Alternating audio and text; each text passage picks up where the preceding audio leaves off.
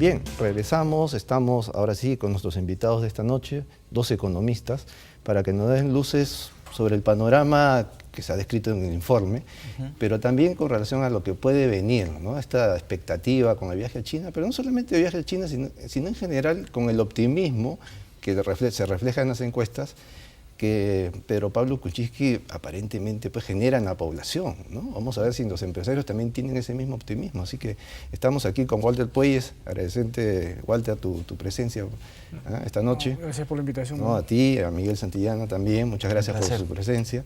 Así que, Walter, con relación al informe, ¿qué es lo que...? Me imagino, obviamente esa es información que tú lo manejas al dedillo, pero es importante tu opinión al parecer, ¿no?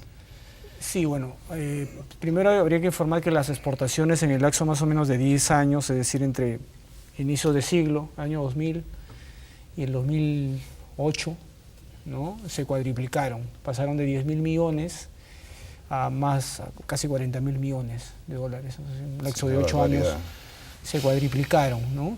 Y esto se debe fundamentalmente a que el mundo vivía una fiesta, una fiesta tanto en Europa como en Estados Unidos, y eso se reflejó un poco en los precios, ¿no? O sea, un boom de precios.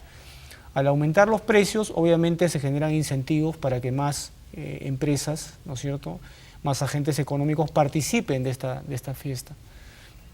Pero la fiesta se acabó, ¿no es cierto?, y eso también se vuelve a reflejar en la caída de los precios internacionales, y obviamente eso genera desincentivos para que los invitados a la fiesta empiecen a abandonarla. Yo creo que es mucho más de eso, de condiciones de mercado, que restricciones burocráticas impuestas por el gobierno de Humala.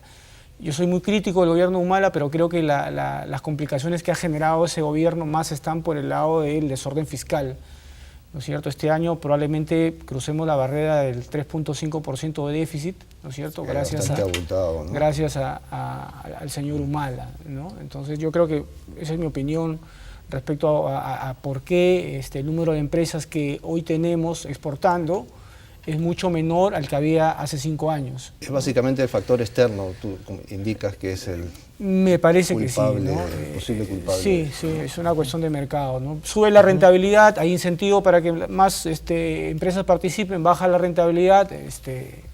Obviamente hay entre eso muchos factores de competitividad, ¿no es cierto? La inflación interna ha sido mucho mayor que la inflación externa, ¿no? Entonces eso te dice un poco de que los empresarios peruanos han perdido algo de competitividad también en ese negocio, ¿no? Miguel, ¿tú qué opinión tienes sobre el mismo punto? Mira, las pequeñas empresas tienen una tasa de supervivencia luego de operaciones de un año de más o menos entre 15 y 20%, o sea que las pequeñas empresas en general que operen dentro del país, así como las que se dedican a exportación, sabemos que tienen una tasa de supervivencia muy baja. Primer tema. Segundo tema, se pueden haber perdido en el último quinquenio 10.200 y fracción empresas exportadoras, pero en el quinquenio anterior ya se habían perdido 8.000.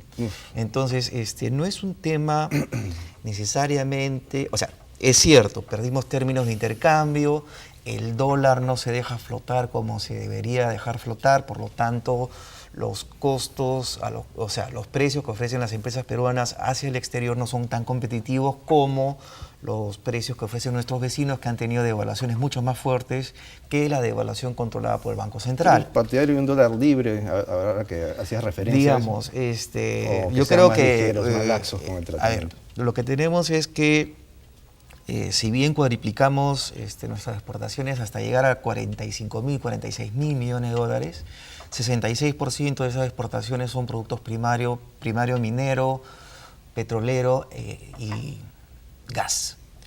Entonces, lo que sí se permitió con este boom de exportaciones del sector primario es que otros sectores se vayan encadenando a la minería, gas y petróleo. Entonces, tenemos que el sector metalmecánica aprendió a hacer molinos, concentradoras, etcétera, y tal es así que el Perú exporta a países como Finlandia concentradoras o molinos, como también lo hacemos a China.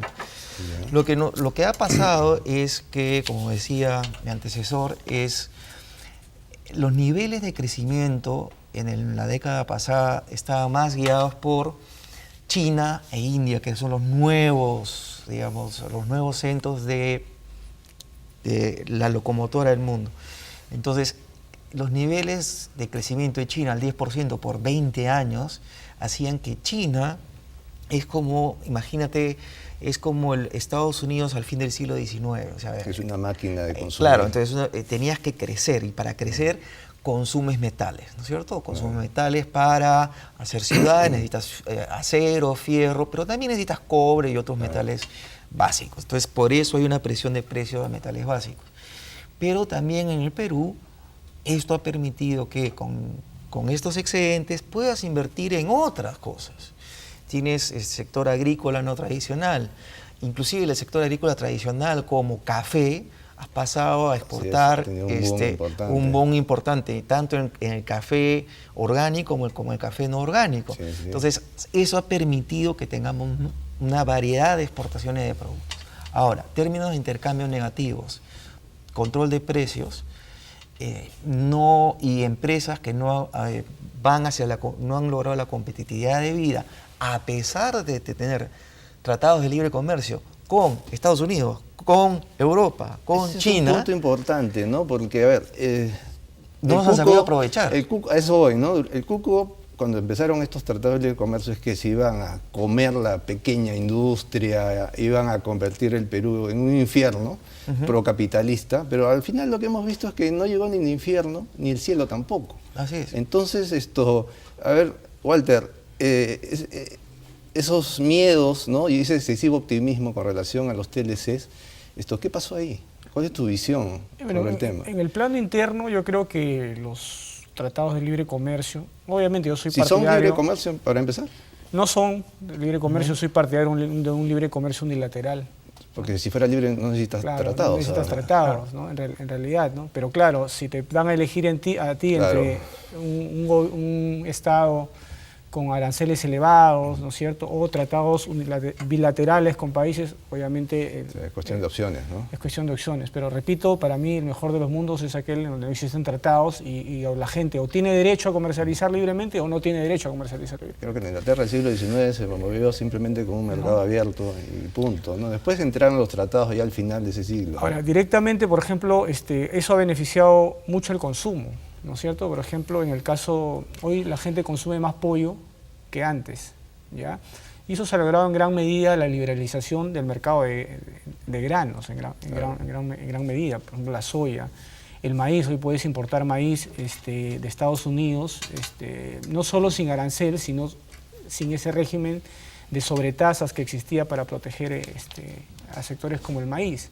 Entonces, hoy puedes importar más granos que antes, y esa mayor importación de granos te permite a su vez una mayor producción de pollo. Y esa mayor producción de pollo te permite que este alimento esté más cerca del ama de casa. Ahora es importante porque lo que señalas es la primera noticia que uno recibe en la mañana sobre cómo funciona la economía es el precio del pollo. Claro, pero a ver, veamos, el pollo creo que es lo único rescatable del gobierno de Velasco, porque los peruanos aprendimos a comer pollo en el gobierno de Velasco.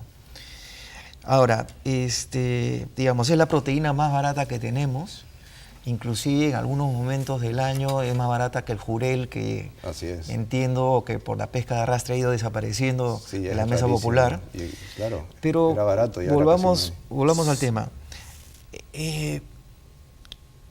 Quiero hacer una corrección a lo que dijiste. Digamos, hay un discurso de libre comercio, pero los ingleses y los americanos a cañonazos se abrieron el mercado de libre comercio. O sea, se forzaba a las colonias británicas a consumir lo que se hacía en Inglaterra. La época del imperialismo. Claro, o Japón tuvo que abrirse al mercado internacional a los cañonazos de los americanos.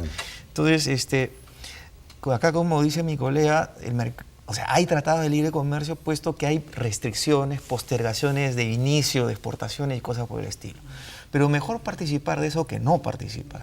Entonces, el Perú lo que tiene que aprender es a ser competitivos. Entonces, para ser competitivos tenemos todo un tema de trámites del Estado, funcionamiento de agencias del Estado como SENASA, que ha ido mejorando, SENASA, DIGESA. Y también SENASA, DIGESA, etcétera, pero también la infraestructura. O sea, cómo llegan los productos a los puertos. O sea, es increíble que un container que venga de Pucallpa a Lima cueste más caro que un container que va del Callao a un puerto chino.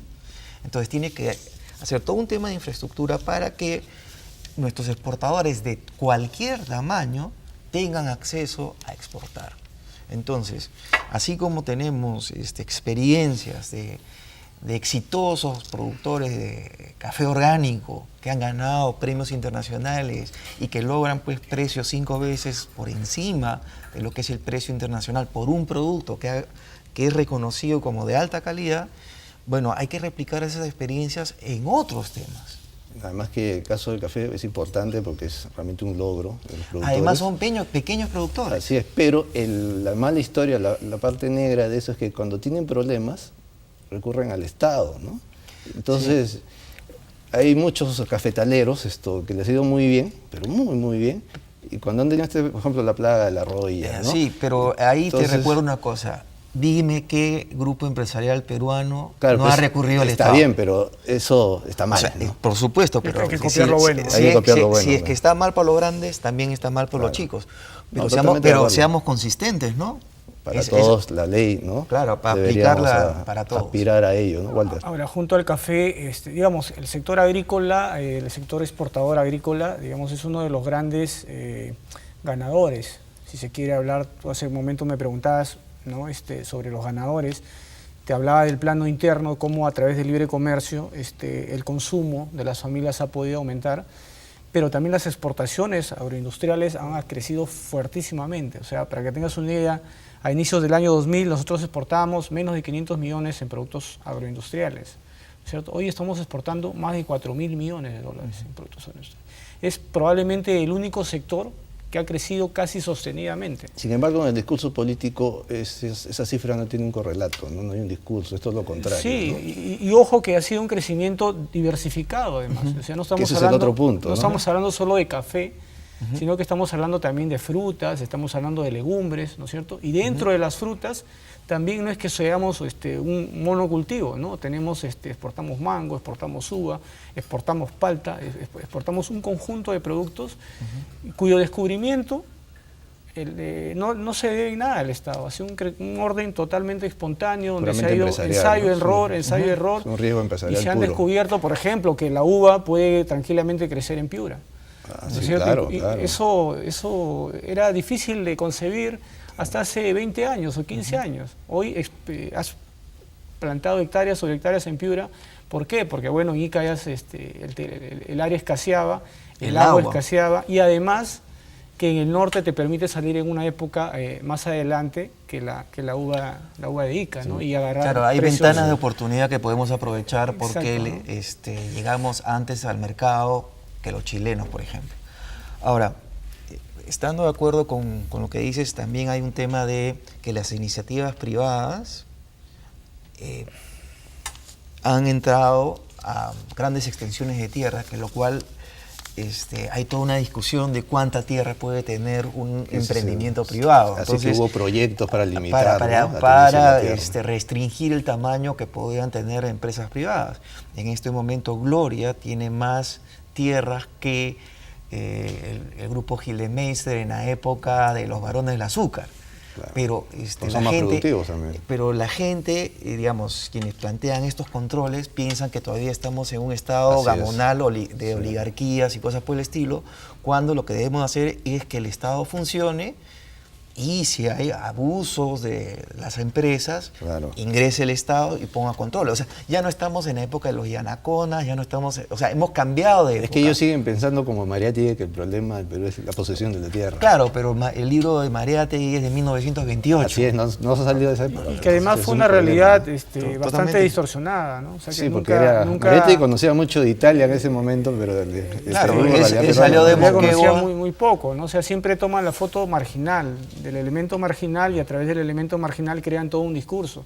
Claro. Pero eso difícilmente es sostenible, por ejemplo, en las haciendas que realmente eran las haciendas más productivas de la economía, al punto que toda la tributación o gran parte de la tributación no descansaba en la minería en ese momento. Sí, yo recuerdo un estudio del IEP hace varios años sobre la corriente del Niño, Y era una queja como el Estado en los años 20, ¿no? Esto no existía frente a la corriente de niños, no tenían una actividad para resolver ese problema y eran los hacendados los que resolvían el problema. Claro, y no se daban cuenta que pasados los años no había ni Estado ni hacendado. O sea, nadie resolvía el Ahora, problema. todo ese capital dispuesto para controlar de alguna forma las corrientes de los ríos, ¿no es cierto? Las cuencas, Las manejo de cuencas, cuencas. el manejo de cuencas, o sea, ahí tienes que hacer inversiones para que los ríos no afecten tu... Todo eso se fue depreciando en el tiempo. Y siguiendo lo que él dice, mira, al momento de que se hacen las reformas del gobierno revolucionario de la Fuerza Armada, se destruyó, 1, capital humano, 2, avances tecnológicos. Que los hubo, ¿no? O sea, Importantes. avances tecnológicos en todo lo que era manejo de los ingenios azucareros. Aquí estábamos en vanguardia y éramos Se los más exportaba productivos. también, ¿no? Digamos, eran los más productivos y el azúcar peruana se daba en los mejores restaurantes del mundo. El algodón peruano también, por su ¿no? calidad de sacarosa. O las minas peruanas eran zonas de vanguardia donde se practicaban nuevos procesos que luego se replicaban en otras partes del mundo. Entonces, digamos, recién desde los 60 al presente hemos recuperado en algo el ingreso que teníamos en los 60, el ingreso per cápita Tú dices en real. algo, o sea, no es que se ha recuperado No, plenamente, ese no. es otro dato a tener en cuenta. Claro, ¿no? o sea, lo que hemos visto en los últimos años es recuperar lo que teníamos en los 60. Por supuesto, en otro ambiente social, Claro. en otro ambiente constitucional, en otro ambiente de administración de justicia.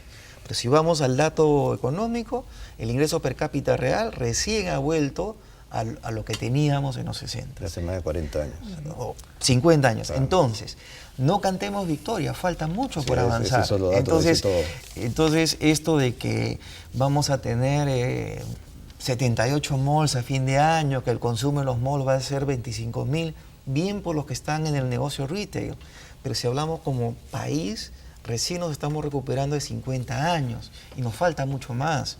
Y las nuevas generaciones es importante que entiendan no solamente nuestro pasado político, sino la historia económica que hemos tenido.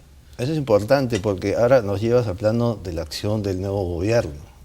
Tú, Walter, ¿ves que hay posibilidad de que se pueda entender eso y ser optimistas a partir de lo que PPK, presidente Kuczynski, que como hay que llamarlo, está aparentemente dando con su ministro de Economía, con el presidente del Consejo de Ministros Avalas, con sus propuestas legislativas? Sí, yo complementando lo que acaba de decir, es cierto, no hay que ser triunfalistas, ¿no? O sea, pese al crecimiento que hemos tenido en los últimos 20 años, Perú a nivel de ingreso per cápita solo supera a Bolivia, a Paraguay y Ecuador. Es interesante Claro, porque hablamos mucho de Venezuela y Venezuela con toda su crisis, sigue siendo un país que tiene más capital acumulado que el Perú. Probablemente en 5 años Perú logre pasar a Venezuela en nivel de ingreso per cápita. Pero hoy por hoy Colombia, Venezuela, Uruguay, Chile, Panamá, Argentina, Brasil tienen un ingreso per cápita superior, muy superior al peruano. Por ejemplo, Panamá tiene un ingreso per cápita de más de $20.000 por habitante. Casi como el chileno. ¿No? Casi como el chileno. Perú a la justa supera los $10.000 Sí. dólares por habitante. Estamos hablando del doble. Entonces, Claro. razón tiene la gente cuando migra, por ejemplo, a países como Chile. Sí, pues ganan más, dicen, O ¿no? incluso Pero países como mejor, Argentina. Puede Argentina estar con toda la crisis económica, pero es otro tipo de pero es vida, otro tipo ¿no? de vida, es otro de estándar de vida, Sí. ¿no es cierto? Ahora, respecto a la pregunta hacia futuro, yo creo que sí, yo creo que el conocimiento que tiene el ministro Kuczynski realmente es bastante superlativo. No sé si alcance en estos 5 años para ser el país que todos quisiéramos ser, pero de alguna forma, por los hechos que está haciendo, creo que él la tiene clara. O sea, el Perú es un país pequeño, pese a toda la crisis mundial que existen oportunidades, nichos en los cuales al atraer inversiones rápidamente se pueda mover la aguja en el Perú. Es decir, con 4 o 5 proyectos, de estos megaproyectos grandes que se puedan ejecutar en el país, bastaría como para que el Perú nuevamente recupere el dinamismo que hemos perdido en el gobierno de Humala, ¿no es cierto? Gracias a una visión filosófica totalmente errónea. Sí, ¿no? incluir para crecer, ¿no? O sea, el mundo al revés, ¿no? Es el mundo al la revés, carreta o sea, delante de los caballos. Exacto, y esa visión filosófica es justamente la causante del atasco en el cual actualmente nos encontramos, una economía en la cual tenemos déficit fiscal, déficit externo, ¿no es cierto?, inversiones paralizadas, producción paralizada, y la verdad que si la crisis no ha ido más allá, por obra y gracia, ¿no? Sí, Miguel. A ver, yo quisiera discrepar con mi colega. Bienvenida. Es demasiado decir que Ollanta filosofa, pues no te pases. Porque pensabas que si lo hace, que le podía dar un homenaje, algo así. No. Para empezar, creo que quien filosofaba era Nadine y no él. Siguiendo el tema, yo creo que 5 años no son suficientes para lo que tenemos que hacer. Yo creo que, como lo he repetido en este programa, el señor Kuczynski tiene que decirnos qué puede hacer y en qué plazos y qué no puede hacer. Él prometió que en 100 días iba a dar pues unas líneas maestras, ¿no? Bueno, supuestamente iba a ofrecer algo, ¿no? Esas líneas maestras son los 5 pedidos que hay, o sea, 5 grandes temas y 25 puntos que están en la delegación de facultades. Pero más allá de eso, a mí me preocupa que el optimismo que tenemos en este momento, tanto de los empresarios como la opinión pública, es un optimismo a corto plazo. O sea, si tú ves las encuestas, no le dan más de 6 meses. ¿Llega el verano? Que veamos qué cosa hace. Porque, veamos, hay pedido de facultades. Supuestamente el Ejecutivo dice lo más rápido posible. Pero si es lo más rápido posible y ya la tienes clara, ¿por qué pide 120 días? Claro, o sea, ahí no entiendo. O sea, si ya la tienes clara, ¿para qué pide 120 días? En 30 días doy lo que quiero. Y hay temas que me preocupan que en este pedido de facultades, porque son reformas de fondo que alguien tiene que poner el cascabel al gato. Un tema de fondo y que no está en las facultades es toda la legislación laboral. Así es, no se ha tocado. Ese tema no se ha tocado. Sí. Y si no lo tocas ahora, todo indica que no se va a tocar. No se tocará en el futuro. Sí, ¿Okay? Si Fujimori no lo hizo con todo el poder que tuvo.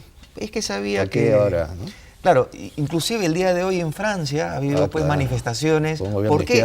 Porque un gobierno socialista ha pedido flexibilización del mercado laboral, porque saben que si no lo hacen, el mercado laboral tendrá mayor cantidad de jóvenes desocupados y no se va a poder sustentar en un estado de bienestar. Por eso lo hacen. Claro, Valls en Francia del año pasado y en general el gobierno francés hace 2 años hubo reducción de horarios y todo, ¿no? O sea, llegaron a pensar que la semana laboral era 36 horas y que la jubilación era a los 60 años. Ahora la jubilación es a los 67, 68, han vuelto a las 48 horas y quieren flexibilizar el mercado laboral. Los socialistas. Es un problema mundial. O sea, ese es el otro punto de Pedro Pablo Kuczynski, ¿no? Todo indica que, y es claro, él conoce el Estado al dedillo, sabe cómo funciona, sabe cómo mover, ¿no?, ciertas instancias de la burocracia para sacar lo que quiere, pero el problema también es, bueno, obviamente él cree que el mercado, que la inversión privada es el motor, ¿no?, de todo lo que un país necesita, pero el otro lado es que ofrece casi un estado de beneficencia. Sí. No voy a decir que es un socialista, no, es un socialdemócrata en grado, digamos. Pero eso también es un problema, porque en el mundo lo que está en crisis es eso. Entonces, no estamos ahí ante alguien que la tiene clara por un lado, pero hay un cierto nivel de fantasía también. Lo que pasa es que nosotros vivimos en un mercado informal que de alguna forma limita hasta cierto punto las leyes que son muy similares a las de Europa. O sea, nosotros tenemos leyes incluso mucho más estrictas que en el caso europeo. Sí. Lo que pasa es que en Europa se aplican y acá no se aplican. Entonces, ese mundo informal que para muchos pareciera una cruz, resulta para nuestra economía una suerte de salvación. Nosotros, en la mayoría del mercado laboral, la gente hace tratos de palabra, recibe su plata en efectivo, ¿no es cierto? Si te dicen, ya no quiero trabajar contigo, mucha gente entiende que el contrato se terminó y no te está haciendo tanto problema laboral. Miguel, en un minuto tu opinión sobre el tema. A ver, yo creo que, número uno, mi antecesor dijo que los 4 proyectos más grandes que tenemos podrían ayudar a que crezca la economía. Eso es cierto, pero la pregunta que nos hacemos, que yo me haría es, ¿qué tanto sirven esos proyectos? O sea, Talara no va a costar 3.750.